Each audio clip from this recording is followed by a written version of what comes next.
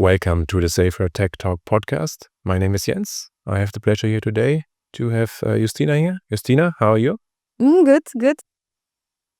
And before we dive into the project-related questions, can you share a bit about your personal journey?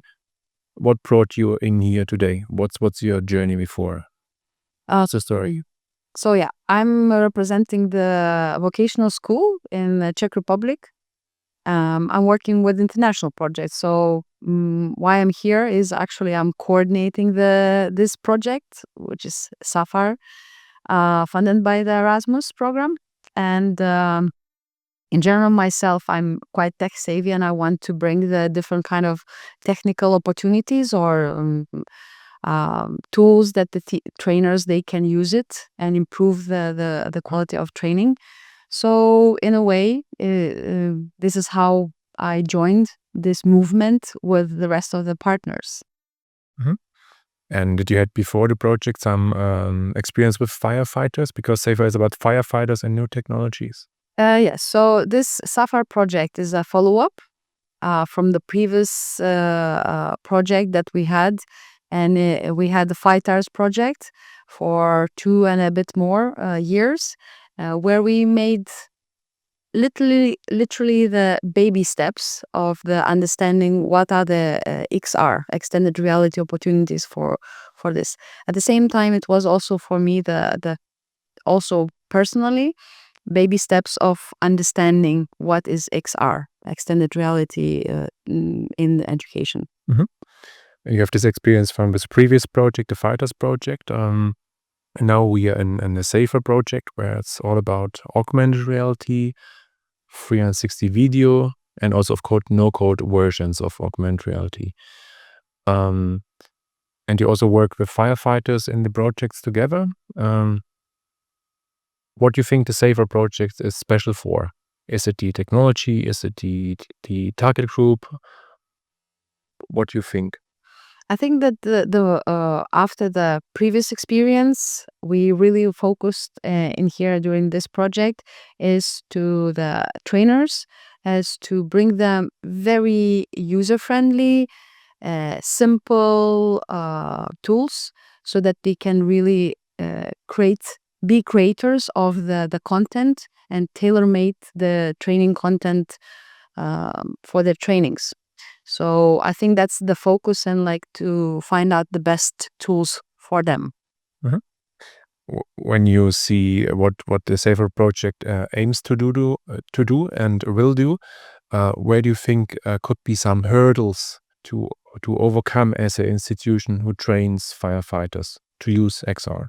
I think I would be repeating the same thing that the rest of the colleagues they would point out, is also the challenge. First of all, is the challenge to work with actually trainers, the professional who are a bit skeptic or a lot skeptic towards like changing the way how they teach, because they are very hands-on people, and for a long time they really have this way of teaching, and they're happy with it. And we are coming in with solutions that a bit making the wave, and they are not so convinced on maybe the benefits or why they should change it. So I think that is one of the big, let's say, small barriers, let's say. And the second thing, I think also about organizations itself, whether they will take it as also the strategic decision that it could be sustainable and supporting from the top to implement it, because it's always connected as well with the infrastructure, creating the support and pushing on the adjusting the training program. Mm-hmm.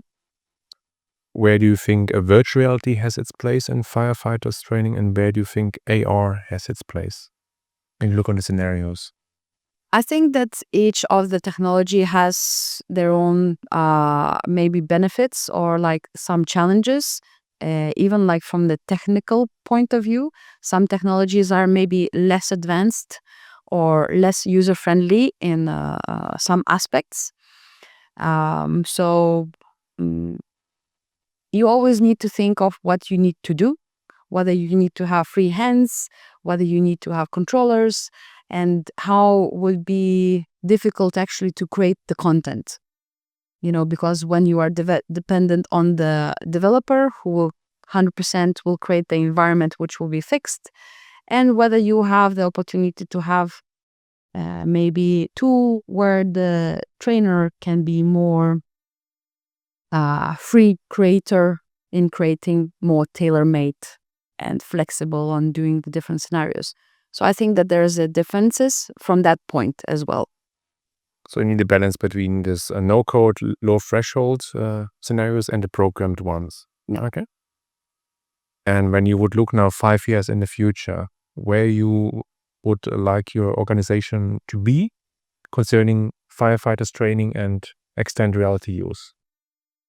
I do hope that in general, the fire training organizations will be more open for different kind of technical solutions in using the extended reality solutions, let's say. I think they are.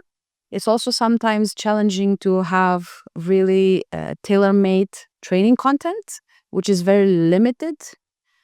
And at the same time, it's time-consuming and funding question is. And there are some solutions in the market that they are super great, tailor-made, quite good, but it's very expensive for some of the organizations. So I do hope that there will be more solutions, more tailor-made content for the trainers to get, and they will be more convinced as well to use it, to choose it, to reduce the risks, to reduce the cost in their trainings. So I think there will be more. I don't know how much percentage-wise, and also at the same time in which countries there will be more spread or implemented. But if you would look in your organization, yes, cool. What do you think how it could look like in 5 years from now?